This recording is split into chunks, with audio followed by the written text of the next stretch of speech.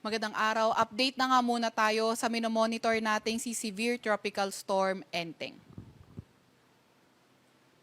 So kanina ngang alas 4 ng hapon, yung kanyang sentro ay nasa may layong 165 kilometers, hilagang kanluran ng Lawag City, Ilocos Norte. Nagtatagla ito ng lakas na hangin na 95 kilometers per hour at bugso na abot sa 115 kilometers per hour. Ito ay kumikilo sa direksyong west-northwest sa bilis na 10 kilometers per hour. So tingnan naman muna natin itong magiging track ni Enteng. So nakikita nga natin na after 24 hours or 2 p.m. September 4 ay nasa labas na nga ito na ating Philippine Area of Responsibility at 345 kilometers west-northwest ng Lawag City, Ilocos Norte.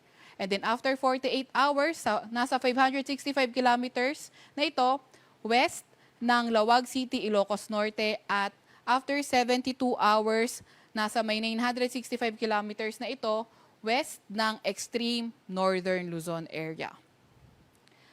Meron pa rin nga tayong nakataas at na mga tropical cyclone wind signal at ang pinakamataas ay signal number 1 dito sa may Ilocos Norte, sa may Ilocos Sur, northern portion ng La Union, pati na rin sa may Abra.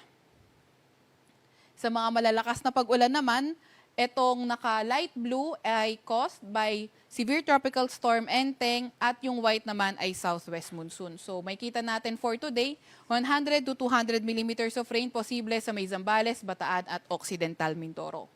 50 to 100 millimeters of rain for today sa may Ilocos region at Abra caused by Enteng, and then the rest is caused by southwest monsoon. So 50 to 100 millimeters of rain sa may northern Palawan, kabilang na ang Calamian, Cuyo at Cagayancillo Islands, sa Metro Manila, Cavite, Batangas, Rizal, Laguna, Bulacan, Pampanga, Tarlac at Nueva Ecija. For tomorrow naman, malalakas na pag-ulan, 100 to 200 millimeters ng pag-ulan sa Pangasinan, Zambales, Bataan at Occidental Mindoro. 50 to 100 sa may northern Palawan, kabilang ng Calamian, Cuyo at Cagayancillo Islands, Metro Manila, Cavite, Batangas, Rizal, Laguna, Bulacan, Pampanga, Tarlac, Nueva Ecija, La Union at Benguet. And by Thursday, 100 to 200 na millimeters na mga pag-ulan sa may Zambales, Bataan at Occidental Mindoro, samantalang 50 to 100 millimeters naman sa may northern Palawan, kabilang ang Calamian, Cuyo at Cagayancillo Islands, Cavite, Batangas, Bulacan, Pampanga, pati na rin sa may Pangasinan. Sa malalakas naman na hangin, posibleng magdala ang habagat o southwest monsoon ng bugso ng malalakas na hangin for today sa may Ilocos region, Abra, Benguet, Zambales, Bataan, Aurora, Bulacan, Metro Manila, Calabarzon, Mimaropa, Bicol Region, Western Visayas, Negros Island Region, Northern Samar, Bicol Region, Western Visayas at ang Northern Samar.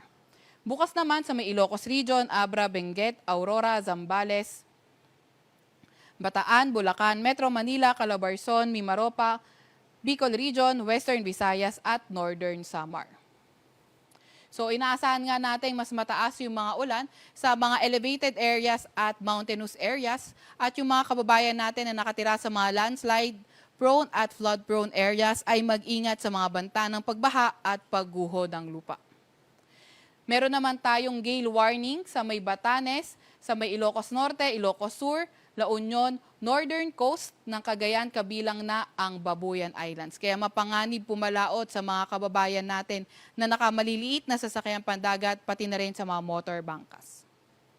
So ano nga ba inaasahan natin na magiging pagkilos netong si Enteng? So sa ating forecast track, posible na ngang lumabas na ating Philippine Area of Responsibility itong si Enteng by tomorrow. At sa labas ng PAR, itong bagyong ito ay generally magmo-move westward until Friday morning and then northwestward for the remaining of the forecast period. And then, inaasahan nga natin na mag-i-intensify pa ito throughout the forecast period and may become a typhoon on Thursday. And then, posible nga maglandfall ito in the vicinity of southern mainland China during the weekend. Ito naman yung tinatawag nating tropical cyclone threat potential. So, meron tayong forecast dito as good as 2 weeks para sa mga vortex ng posibleng mga maging bagyo. So, unahin natin itong week 1, itong nasa taas. So, September 3, to 9, so may nakikita nga tayong tatlong vortex dito at ito si Tropical Cyclone Enteng. So etong Vortex 1 at Vortex 3, ito ay may low to moderate chance na mag-develop into a tropical cyclone.